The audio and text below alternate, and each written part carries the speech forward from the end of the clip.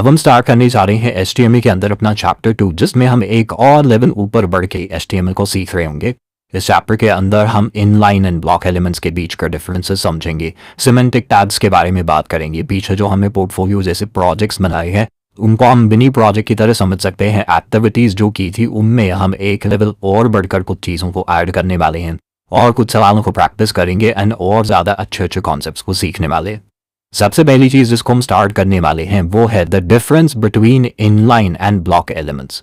अब HTML के अंदर जितने भी एलिमेंट्स हम क्रिएट करते हैं, चाहे वो पैराग्राफ एलिमेंट हो गया हो, चाहे वो हेडिंग एलिमेंट हो गया हो, चाहे वो इमेज एलिमेंट हो गया हो, इन सारे एलिमेंट्स को हम दो कैटेगरीज के अंदर क्लासिफाई कर सकते हैं।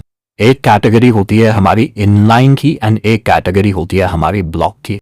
इन दोनों के बीच के पहले से डिफरेंसेस समझते हैं, उसके बाद इनमें डिटेल में बात करेंगे। ब्लॉक एलिमेंट्स HTML के अंदर वो एलिमेंट्स होते हैं जिनको अगर आपने कहीं पर प्लेस कर दिया तो वो पैरा विड्थ ऑक्यूपाई कर लेंगे, चाहे उन्हें ज़रूरत हो चाहे उन्हें ज़रूरत ना हो। इसके साथ साथ जितने भी हमारे ब्लॉक एलिमेंट्स होते हैं वो हमेशा नई लाइन के साथ स्टार्ट होते हैं। इसको ऐसे समझ सकते हैं कि मान लेते हैं आपको साइट ही खड़ी करनी है और आपकी जो साइकिल है वो इस टाइप की है कि अगर एक बार आपने किसी भी लाइन के अंदर साइकिल खड़ी कर दी तो वो साइकिल पूरी लाइन ऑक्यूपाई कर लेगा। उसके बाद आप सेम लाइन पर और डिफरेंट साइकिल्स को खड़ी नहीं कर पाएंगे, चाहे वो साइकिल कितनी छोटी हो या कितनी बड़ी हो। तो अगर आपको किसी एरिया के अंदर 3 साइकिल्स खड़ी करनी है तो तीनों को खड़ी करने के लिए आपको 3 अलग अलग लाइंस को ऑक्यूपाई करना पड़ेगा, जीतना पड़ेगा। ये होते हैं ब्लॉक एलिमेंट के एग्जाम्पल, यानी ऐसा एलिमेंट जिसको चाहे विड्थ की जरूरत हो चाहे ना हो वो पूरी की पूरी लाइन को ऑक्यूपाई करता है। एंड दूसरे तरीके के एलिमेंट्स HTML के अंदर होते हैं हमारे इनलाइन एलिमेंट्स। इनलाइन एलिमेंट्स उतनी ही विड्थ यानी चौड़ाई ऑक्यूपाई करते हैं हमारी स्क्रीन पर जितनी उनके लिए जरूरी होती है। एंड ये एलिमेंट्स ज़रूरी नहीं है कि नई लाइन से स्टार्ट हो, मतलब अगर मल्टीपल एलिमेंट्स को आप सेम लाइन के अंदर फिट इन करना चाहते हैं और वो पा रहे हैं तो फिर वो सेम लाइन के अंदर आएंगे, उन्हें अलग अलग लाइंस की ज़रूरत नहीं है। इसको हम ऐसे समझ सकते हैं कि आपको 3 साइकिल खड़ी करनी है और आपको एक रोड के ऊपर सिंगल लाइन के अंदर जगह मिल रही है कि तीनों एक ही लाइन में खड़ी हो सकती हैं, तो वो तीनों को आप एक के बाद एक के बाद एक खड़ा करेंगे। तो यहाँ पर ये जो साइकिल्स हैं ये एक तरीके से ये एक इनलाइन एलिमेंट है, ये भी एक इनलाइन एलिमेंट है, ये भी एक इनलाइन एलिमेंट है। जबकि पहली बार में जिस साइकिल को हमने देखा था जो पूरी लाइन ऑक्यूपाई कर रही थी, ये मेरा एक ब्लॉक एलिमेंट थी, ये भी मेरा ब्लॉक एलिमेंट थी एंड ये भी मेरा ब्लॉक एलिमेंट थी। अब ये तो हमने साइकिल्स का एग्जाम्पल ले दिया। प्रैक्टिकल HTML में इसका क्या मतलब है? इसका ये मतलब है कि मान लेते हैं मैंने कोई हेडिंग टैग बनाया। अब हेडिंग टैग ने जिस हेडिंग एलिमेंट को क्रिएट किया वो क्या करेगा, चाहे आप उसमें कोई छोटा वर्ड लिखें, जैसे मैंने सिर्फ हेलो लिखा इसके अंदर और मैंने लिखा H1, तो इस तरीके से ये जो हेलो है ये एक बार स्क्रीन पर प्रिंट तो हो जाएगा, बट इसके बाद अगर आप कुछ भी प्रिंट करना चाहेंगे, मान लेते हैं नेक्स्ट टैग आपने कोई पैराग्राफ टैग बनाया तो वो पैराग्राफ टैग हमेशा अगली लाइन से स्टार्ट होगा। यानी अगर हेडिंग टैग कहीं भी क्रिएट हुआ तो वो पूरी की पूरी लाइन को ऑक्यूपाई करता है, चाहे उस हेडिंग के अंदर उतनी बड़ी हेडिंग हो लाइन जितनी, चाहे कोई छोटे से वर्ड की आप हेडिंग क्रिएट करें, पर आपकी पूरी पेज के ऊपर विड्थ जो है वो ऑक्यूपाई हो जाती है। अब कुछ एग्जांपल्स देखते हैं एलिमेंट्स के, फाइंड आउट करते हैं कि वो इनलाइन एलिमेंट्स है या ब्लॉक एलिमेंट्स हैं। यहाँ पर एक बार और रिवाइज कर लेते हैं। इनलाइन एलिमेंट्स हमारे वो एलिमेंट्स होते हैं जो सिर्फ उतनी जगह लेते हैं, जो लाइन के अंदर रहते हैं उतनी जगह लेते हैं जितनी उन्हें जरूरत हो। ब्लॉक एलिमेंट्स ने पूरा ब्लॉक ऑक्यूपाई कर लेते हैं, ब्लॉक यानी पूरी लाइन ऑक्यूपाई कर लेते हैं। सबसे पहले बात करते हैं हेडिंग एलिमेंट की। हेडिंग एलिमेंट में मैंने ऑलरेडी बता दिया कि ये मेरा एक ब्लॉक एलिमेंट होता है, और इस चीज को वेरीफाई कैसे करें? इस चीज को वेरीफाई करने के लिए हम एक हेडिंग एलिमेंट को क्रिएट करने वाले हैं अपनी HTML फाइल के अंदर। सबसे पहले एक HTML फाइल क्रिएट करेंगे, इसको मैं नाम देने वाली हूँ classroom.html। ये मेरी लाइन क्रिएट हो गई। अब मैं यहाँ पर क्या करूँगी, एक एक्सक्लेमेशन लिखूंगी, एंटर प्रेस करूंगी। हम ऑलरेडी बात कर चुके हैं, ये मेरा पूरा बॉयलर प्लेट कोड है। बॉयलर प्लेट कोड के अंदर मेरे टाइटल में मैं क्या लिखने वाली हूँ, टाइटल में लिखूंगी इनलाइन वर्सेस ब्लॉक। तो मेरे डॉक्यूमेंट का नाम ये होने वाला है। अब जो मेरा बॉडी टैग है उसके अंदर मैं एक हेडिंग टैग बनाने वाला हूँ। हेडिंग टैग में मैंने H1 से अपना हेडिंग टैग बनाया, इसके अंदर मैं लिखूंगी हेलो वर्ल्ड। अगर मैंने इस तरीके की लाइन लिखी H1 में और नेक्स्ट लाइन में मैं एक और H1 लिखने वाली हूँ जिसमें मैं लिखूंगी अपना कॉल इट। अब इन दोनों को हम सेव करेंगे एंड इसको हम करने वाले हैं एग्जीक्यूट। तो कुछ इस तरीके से सबसे पहले हेलो वर्ल्ड एक लाइन के अंदर प्रिंट हुआ है, उसके बाद अपना कॉलेज सेकंड लाइन के अंदर प्रिंट हुआ है।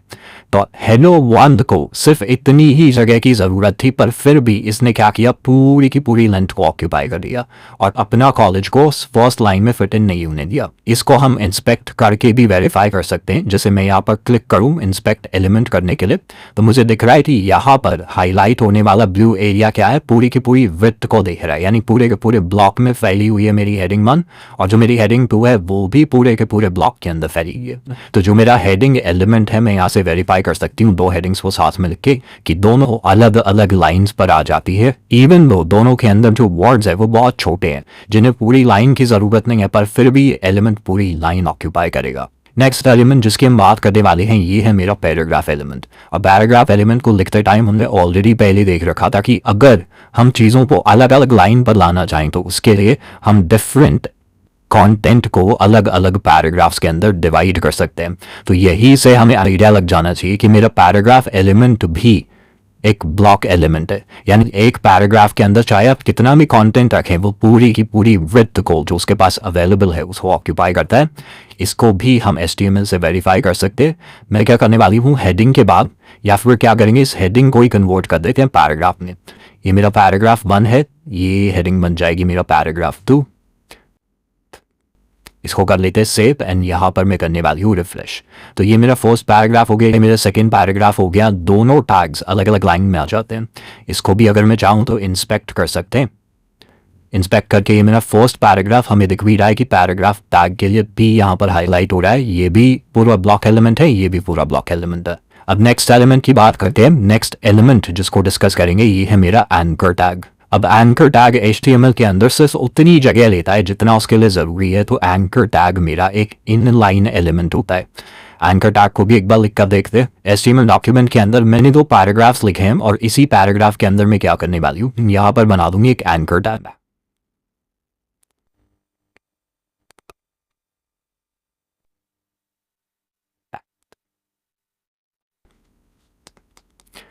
google.com एंड यहाँ पर आएगा गूगल में, एंड सिमिलर चीज़ हम करने वाले हैं एक और नेक्स्ट लाइन में, और ये हो जाएगा मेरे पास facebook.com, और यहाँ पर मैं लिखूंगी Facebook मी। इसको कर लेते हैं सेव एंड रिफ्रेश। तो गूगल मी एंड फेसबुक मी दोनों क्या हुए, दोनों सेम लाइन के ऊपर आ रहे हैं। इवन दो दोनों को HTML डॉक्यूमेंट में मैंने अलग अलग लाइन में लिखा है, पर क्योंकि एक इनलाइन एलिमेंट है तो इसने उतनी ही जगह घेरी जितनी इसको ज़रूरत है।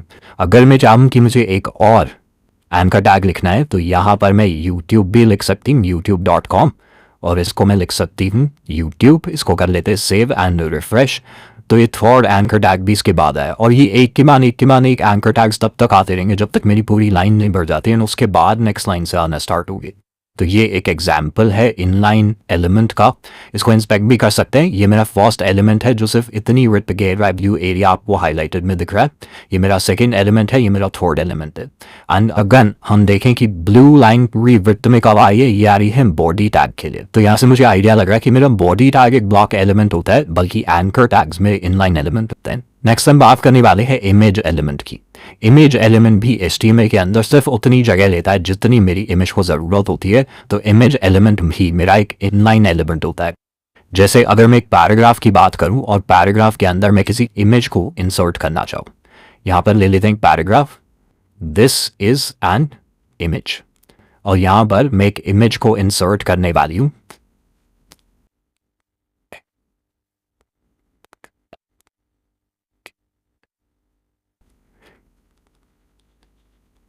ऑरेंज के लिए सर्च कर लेते हैं ऑरेंज इमेज, और यहाँ से इस इमेज का मैं एड्रेस कॉपी करने वाली हूँ।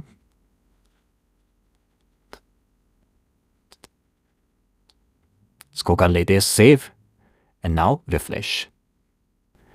तो यहाँ पर इवन दो ये इमेज थोड़ी सी बड़ी हो गई देखकर पता नहीं चलेगा, पर हम इंस्पेक्ट अगर कर ले तो इस इमेज पर जो ब्लू हाईलाइट आया है वो सिर्फ इमेज की विड्थ जितना है। अगर ये सच में ब्लॉक एलिमेंट होता तो पूरी विड्थ को ऑक्यूपाई करता, बट अभी ये इमेज क्या आ रही है, सेम लाइन के, मतलब जिस लाइन में मैंने दिस इज एन इमेज लिखा है उसी सेम लाइन में मेरी इमेज डिस्प्ले हो रही है।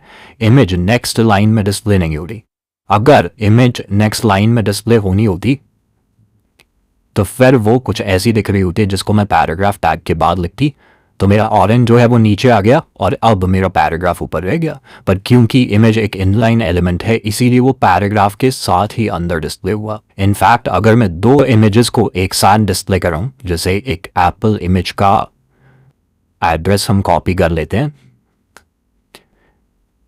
यहां से पैराग्राफ टैग को हम हटा देते हैं, ये रहा मेरा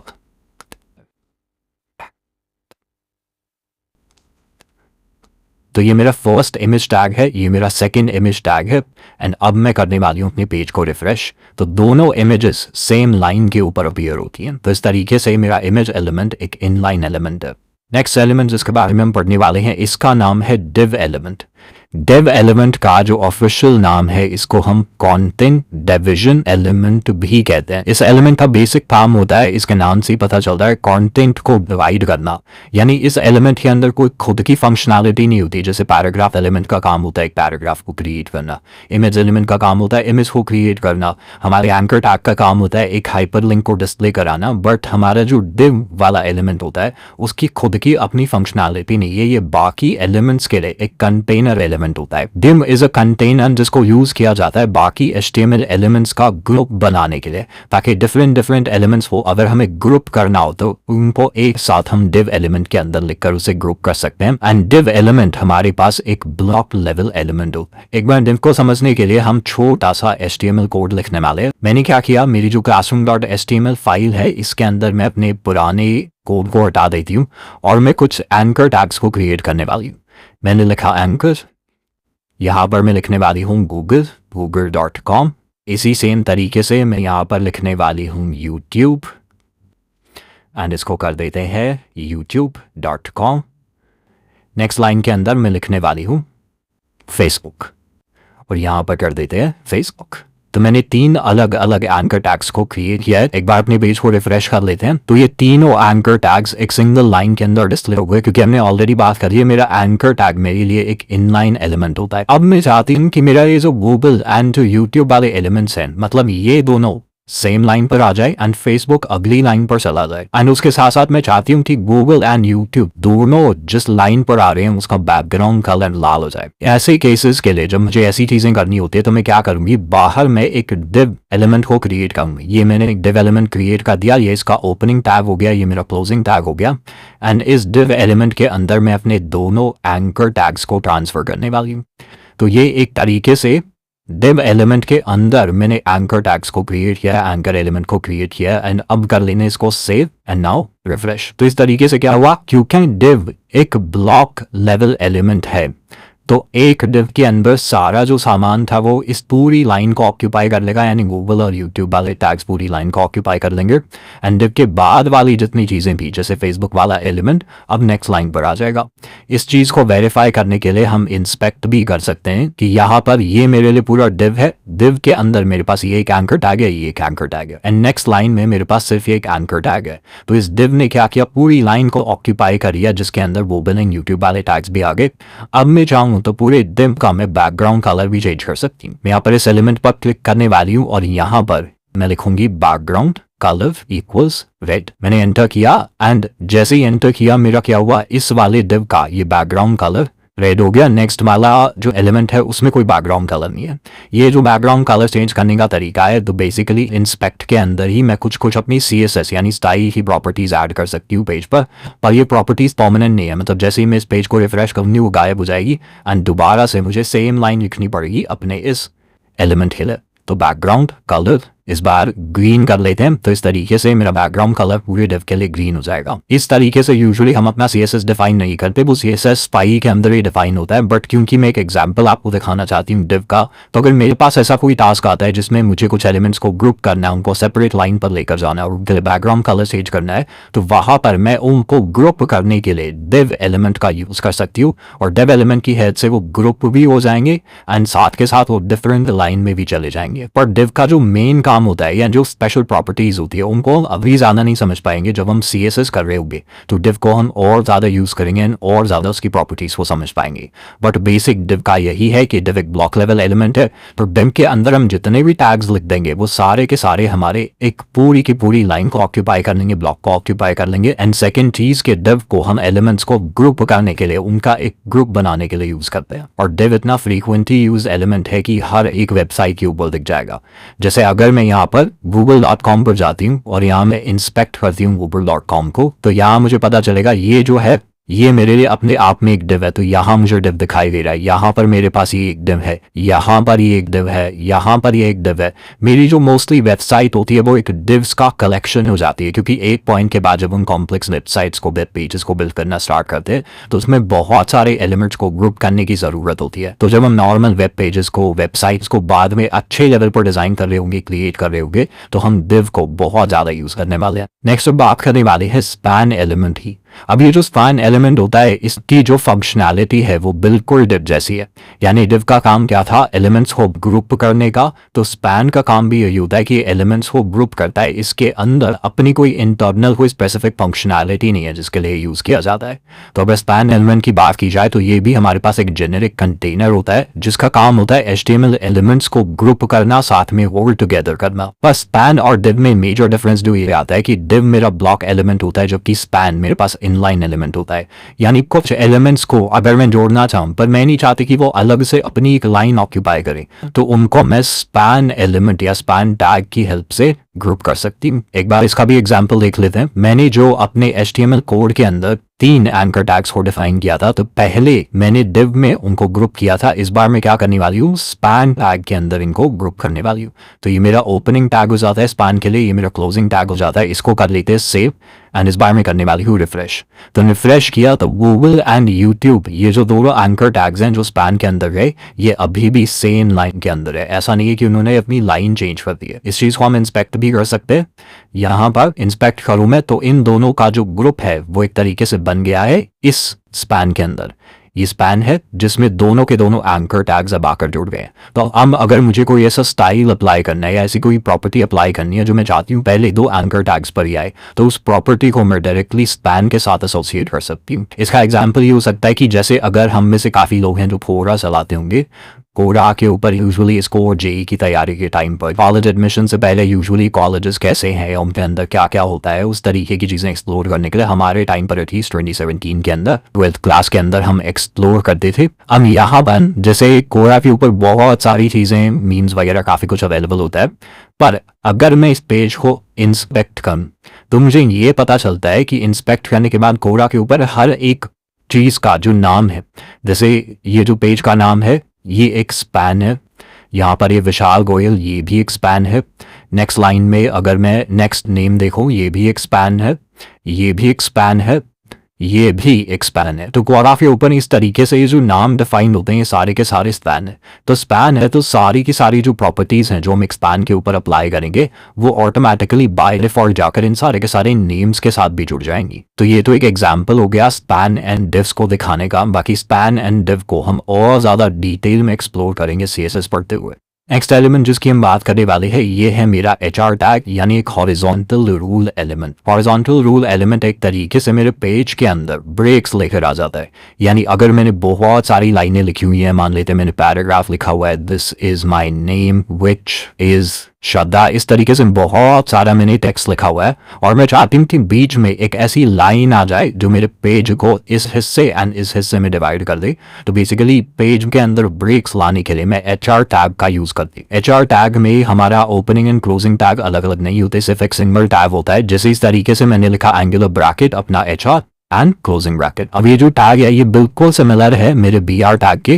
BR टैग क्या होता था, BR टैग मुझे लाइन ब्रेक देता था, जबकि HR टैग मेरे लिए एक डिवाइडर जैसा होता है। तो इसको सीखने के लिए हम क्या करने वाले हैं, अपने HTML डॉक्यूमेंट के अंदर मैं कुछ पैराग्राफ्स लिखने वाली। मान लेते मैंने एक पैराग्राफ लिखा, this is my name which is Shraddha थापरा। एक और पैराग्राफ बना लेते हैं, I am your web development teacher, और टैग बना लेते हैं आई टीच यू ऑन अपना कॉलेज। एक और पैराग्राफ लिख लेते हैं, आई लव कोडिंग। इसको कर लेते हैं सेव एंड मैं क्या करने वाली हूँ, एक बार इस पेज को हम रिफ्रेश कर लेते हैं तो चारों पैराग्राफ्स मेरे पास आ गए। अब सेकंड पैराग्राफ के बाद मैं लिखने वाली हूँ अपना HR टैग, तो इसको कर लेते हैं save and now run again. तो एक तरीके से ये हॉरिजॉन्टल लाइन मेरे आ गई स्क्रीन पर, तो ये मतलब होता है पेज के ऊपर एक डिवाइडर या एक हॉरिजॉन्टल ब्रेक क्रिएट करने का, हॉरिजॉन्टल लाइन क्रिएट करने का। ये सेम जो लाइन है इसको हम अपने पूरे पेज को डिफरेंट सेक्शंस में बांटने के लिए यूज कर सकते हैं। तो यहाँ पर हम एक चीज करने वाले हैं कि पहले जो हमने पोर्टफोलियो पेज बनाने के लिए जितना भी सारा कंटेंट लिखा था उसको हम एक ऑन सेपरेट फाइल portfolio.html के अंदर यहाँ पर कॉपी करने वाले हैं एंड उसके अंदर हम अपने HR टैग को यूज करेंगे। ये मैंने कर दिया अपना कोड कॉपी एंड पेस्ट, इसको कर लेते हैं सेव एंड अभी जो मेरा पेज है वो कुछ ऐसा दिखाई देता है। मतलब ये मेरा पूरा का पूरा पोर्टफोलियो पेज है जिसमें मुझे इमेज अभी दिखाई नहीं दे रही क्योंकि इमेज सेपरेट फोल्डर के अंदर है। उस इमेज को भी हम सेम फोल्डर के अंदर, मैं अपने वेब क्लासरूम फोल्डर के अंदर अपनी इमेज को ट्रांसफर करने वाली हूँ। तो दोबारा से कर लेते हैं इसको refresh and this was my portfolio page. अब मैं चाह रही हूँ कि मेरा जो इतना पार्ट है वो एक सेपरेट सेक्शन के अंदर आ जाए। मेरा एजुकेशन सेक्शन अलग हो जाए, स्किल सेक्शन अलग हो जाए, हॉबी सेक्शन अलग हो जाए, कॉन्टैक्ट अलग हो जाए। तो मैं इन सबके बीच में एक हॉरिजॉन्टल लाइन ब्रेक ऐड करने वाली। मेरा इतना जो पार्ट था जिसमें मेरी हेडिंग आ गई एंड फोटो तक का जो पार्ट है यहाँ पर मैं ऐड करने वाली हूँ HR को। इसको कर लेते हैं सेव। आप देख रहे होंगे यहाँ पर ये क्लोजिंग टैग, ओपनिंग टैग सारा सेम ही जगह आ जाता है। तो बाय डिफॉल्ट मेरा VS कोड मेरे लिए स्लैश ऐड कर रहा है, बट अगर मैं स्लैश ऐड ना भी करूँ तब भी मेरा कोड वर्क करेगा। ये सेम चीज हम कॉपी करने वाले हैं अपने एजुकेशन सेक्शन के बाद, सेम चीज after my skill section and my hobby section. इसको कर लेते हैं सेव एंड रिफ्रेश। तो इस तरीके से ही मेरा पूरा का पूरा पेज डिफरेंट सेक्शंस के अंदर डिवाइड हो गया। तो इस तरीके से हम अपने HR टैग को यूज करते हैं। नेक्स्ट हम बात करने वाले हैं दो स्पेशल टैग्स सब एंड सब के बारे में। ये शॉर्ट फॉर्म्स है एक्चुअली सबस्क्रिप्ट एंड सुपरस्क्रिप्ट की। तो मैं थोड़ा सा साइंस बैकग्राउंड से हूँ, थोड़ा सा मैथ बैकग्राउंड से हूँ, तो मेरे लिए सबस्क्रिप्ट सुपरस्क्रिप्ट का मतलब काफी क्लियर है। इनफैक्ट काफी सारे जो JEE स्टूडेंट्स है वो रिलेट करेंगे और मैक्सिमम स्टूडेंट्स ने शायद सबस्क्रिप्ट सुपरस्क्रिप्ट उतने नहीं देखे होंगे, या देखे होंगे तो बचपन में देखे होंगे, बायोलॉजी की बुक्स में देखे होंगे, फिजिक्स की बुक में देखे होंगे। पर यूजुअली हम मैथ अगर पढ़ते थे बचपन में भी तो वहां पर ऐसे कुछ फॉर्मूले हमें दिखाई देते थे जिसमें हम लिखते थे A+B का होल स्क्वायर या A स्क्वायर या C स्क्वायर या 24 का स्क्वायर। तो इस तरीके से जो ये स्क्वायर के लिए हम 2 लिखते थे ऊपर, इसको पावर भी बोला जाता है मैथ्स के अंदर। तो ये जो 2 लिखते थे ये थोड़ा सा छोटा होता था साइज में और हमारे मेन नंबर से ऊपर की तरफ आता था। यानी अगर मैं A+B थोड़े बड़े साइज का लिखती हूँ तो 2 हमेशा A और B से साइज में छोटा होने वाला है। एंड 2 क्या होता है, पावर क्या होती है, हमेशा नंबर के ऊपर जाती है। तो इस तरीके के नंबर्स या इस तरीके की चीजें जो साइज में थोड़ी सी छोटी वो और मेरे मेन कंटेंट से ऊपर की तरफ आए, इसको हम टेक्निकल टर्म्स में एक सुपरस्क्रिप्ट कहते हैं। सुपर यानी ऊपर, सुपर से भी ऊपर, तो उस तरीके से याद कर सकते हैं। सुपर यानी जो ऊपर आता है एंड साइज में छोटा होता है। अब जैसे सुपरस्क्रिप्ट साइज में छोटी होती है एंड ऊपर आती है, वैसे ही इसका एक दूसरा वर्जन होता है जिसको हम कहते हैं सबस्क्रिप्ट। सबस्क्रिप्ट साइज में छोटी होती है बट नीचे आती है मेन कंटेंट से। जैसे एग्जांपल के लिए हम काफी सारे फॉर्मूले पढ़ते थे साइंस के अंदर, बचपन में हमने ग्लूकोज का फॉर्मूला पढ़ा होगा C6H12O6। इसमें क्या होता था, ये जो नंबर्स हैं ये छोटे होते हैं मेन कंटेंट से एंड ये 6 इस C से छोटा होगा। अगर यहाँ पर मुझे 6 लिखना हो वो बड़ा आएगा जबकि ये वाला 6 थोड़ा सा छोटा होगा। अगर मैं ऑक्सीजन का फॉर्मूला लिखना चाहूँ, केमिकल फॉर्मूला, तो O2 होगा जिसमें 2 इस O के कंपैरिजन में काफी छोटा होता है और नीचे की तरफ आता है। वाटर का फॉर्मूला लिखो तो उसमें H2O आएगा जिसमें 2 H और O से छोटा होगा। तो जब भी हमें ऐसे कंटेंट लिखने होते हैं जिसमें हमारा साइज टेक्स्ट का छोटा होता है और वो नीचे की तरफ आता है तो उसको हम सबस्क्रिप्ट कह देते हैं। जैसे इसके एग्जांपल्स हम यहाँ पर देख सकते हैं। सुपरस्क्रिप्ट को लिखने के लिए मान लेते हैं मुझे कुछ इस तरीके से लिखना है, तो सुपरस्क्रिप्ट को लिखने के लिए हम SUP टैग का यूज करते हैं। ये टैग कुछ इस तरीके से होता है, ये मेरा ओपनिंग टैग हो गया, ये मेरा क्लोजिंग टैग हो गया और बीच में जिस भी नंबर को या जिस भी कंटेंट को मुझे सुपरस्क्रिप्ट करना है उसको हम लिख रहे हो गए। तो जैसे अगर मैंने लिखा A, उसके बाद SUP टैग के अंदर मैंने 2 लिखा, तो मेरे आउटपुट में क्या आने वाला है, आउटपुट में A तो बड़ा आएगा इस तरीके से, पर ये जो 2 है ये थोड़ा सा ऊपर की तरफ आएगा एंड छोटा आएगा। वहीं पर सबस्क्रिप्ट की बात करें तो मान लेते हैं मैंने H2O लिखा, तो यहाँ पर ये 2 मेरे नॉर्मल H से थोड़ा सा छोटा है साइज में। और अगर मुझे HTML के अंदर H2O लिखना है तो मुझे कुछ ऐसा लिखना पड़ेगा जिसमें ये मेरा H एक नॉर्मल साइज का एलिमेंट है, मेरा O भी एक नॉर्मल साइज का एलिमेंट है और ये 2 आ रहा है यहाँ पर थोड़ा सा साइज में छोटा और नीचे की तरफ। तो इस तरीके से H2O प्रिंट होगा मेरी स्क्रीन पर। इसको एक बार कोड में भी लिख लेते हैं। मैं एक हेडिंग टैग बना लेती हूँ, इसके अंदर मैं लिखने वाली हूँ A स्क्वायर। तो मैंने पहले लिखा A, इसके अंदर ही मैं नेस्ट करके अपना सुपर टैग बनाऊंगी विच इज टू, इसको कर लेते हैं सेव एंड एक बार रन। तो कुछ इस तरीके से होगा जिसमें ए पे स्क्वायर लग जाएगा। यहाँ पर एक एक्स्ट्रा स्पेस आ गई है तो इसको दोबारा कर लेते हैं रिफ्रेश। वे मेरा ए स्क्वायर बन गया। इसी तरीके से सिमिलर वे में मैं H2O भी लिख सकती हूँ। मैं लिखूंगी H और साथ में मैं सबस्क्रिप्ट वाला टैग लगाऊंगी जिसमें मैं लिखूंगी H2 एंड यहाँ पर इसको कर लेते हैं सेव एंड नाउ रन। तो इस तरीके से H2O डिस्प्ले होगा मेरी स्क्रीन पर। अब एक और इंटरेस्टिंग चीज़ कि ये जो मेरा H1 है और ये जो मेरा SUB है, या H1 मेरा मेन टैग है जिसके अंदर ये SUB सम वाला जो टैग है ये नेस्टेड है। नेस्टेड टैग्स के बारे में हमने ऑलरेडी थोड़ी सी बात कर रखी है, वो टैग जो एक दूसरे के अंदर आ जाते हैं। तो H1 के अंदर सब आया है तो सब वाला टैग नेस्टेड है H1 टैग के अंदर। और अगर इनका पेरेंट चाइल्ड रिलेशन करे तो उसको भी थोड़ा सा डिस्कस किया था। जो ऊपर होता है यानी जो बाहर की तरफ होता है उसको हम पेरेंट कह देते हैं, जो अंदर की तरफ होता है उसको हम चाइल्ड कह देते हैं। तो मेरा H1 टैग यहाँ पर पेरेंट वाले रिलेशनशिप में है और मेरा सम टैग उसके चाइल्ड वाले रिलेशन में, और सबके अंदर भी कोई और टैग होता। यानी इस टू को अगर मुझे इटैलिक बनाना होता या इस टू को अगर मैं अंडरलाइन करना चाहती तो इस तरीके से इस टू को हटाकर मैं यहाँ पर लिख देती। इसको कर लेते सेव एंड नाउ रन। तो H2O तो आया, टू मेरा सबस्क्रिप्ट भी बन गया पर टू साथ के साथ अंडरलाइन भी हो गया। तो ये मेरा बाहर की तरफ पेरेंट है, उसका चाइल्ड है सब, और सबका भी एक और चाइल्ड है जिसका नाम है अंडरलाइन टैग। तो इस तरीके से नेस्टिंग होती है HTML के अंदर जिसको हम रियल लाइफ में बहुत बार देख रहे होंगे। नेक्स्ट हम सॉल्व करने वाले हैं अपना प्रैक्टिस क्वेश्चन नंबर 4। सवाल हमें कह रहा है print the following on the screen using H1 heading elements. यानी मुझे अपनी स्क्रीन पर ये पूरी की पूरी लाइन प्रिंट करनी है एक H1 हेडिंग एलिमेंट की फॉर्म में, यानी पूरी चीज़ एक H1 हेडिंग टैग के अंदर आएगी और उस तरीके से प्रिंट होगी। सबसे पहले बात करते हैं अपनी फर्स्ट लाइन। फर्स्ट लाइन में लिखा हुआ है पाइथागोरस थ्योरम सेज, ये प्रॉपर इंग्लिश है तो इसमें मुझे कुछ ज़्यादा नहीं करना, सीधा कॉपी पेस्ट करना है। पर ये जो फॉर्मूला है इसके अंदर मुझे दिख रहा है कि सबस्क्रिप्ट यूज़ हो रही है, तो यहाँ पर मैं SUB टैग का यूज़ करने वाली हूँ। इस लाइन को लिखने के लिए अपने HTML कोड के अंदर हम H1 एलिमेंट बनाने वाले हैं, हेडिंग एलिमेंट, जिसमें मैं लिखने वाली हूँ पाइथागोरस थ्योरम सेज। यहाँ पर लिख लेते हैं ए। अब ए के बाद मुझे स्क्वायर चाहिए तो सुपरस्क्रिप्ट वाले एलिमेंट के लिए मैं SUB टैग लिख लेती हूँ जिसमें लिखेंगे 2। उसके बाद लिखेंगे स्पेस के बाद एक प्लस का साइन B एंड दोबारा से SUB टैग, इसको कॉपी कर लेते हैं, स्पेस इक्वल टू C, दोबारा से टैग को कर लेते हैं सेव एंड नाउ रन। तो इस तरीके से पाइथागोरस थ्योरम सेज ये पूरी की पूरी लाइन हमारे पास एज इट इज प्रिंट होकर आ गई है। अब बात करते हैं अपनी सेकेंड लाइन की। सेकेंड लाइन के अंदर this is my second line. ये इतना पार्ट प्रॉपर इंग्लिश है तो इसमें मुझे कुछ चेंज करने की जरूरत नहीं है। ये मेरा एक केमिकल फार्मूला है जिसमें 6, 12 और 6 ये मुझे दिख रहा है, ये मेरे सबस्क्रिप्ट के अंदर आने वाले हैं, तो इसके लिए मैं SUB टैग का यूज करने वाली। इसको भी एक बार लिखते हैं कोड के अंदर। मैं बनाऊंगी अपना हेडिंग एलिमेंट, उसके अंदर लिखने वाले हैं formula for glucose is C, यहाँ पर लिखेंगे SUB 6H, यहाँ पर आने वाला है 4, 6। इसको कर लेते हैं सेव एंड नाउ रन। तो सेकेंड लाइन भी मेरे पास as it is print over आ गई है। तो अब हमें समझ आ रहा है कि वेबसाइट के ऊपर जो यूजुअली मैथ के फॉर्मूले लिखे होते हैं या साइंस के फॉर्मूले लिखे होते हैं वो किस तरीके से हम HTML की फॉर्म में प्रेजेंट कर सकते हैं एक वेब पेज।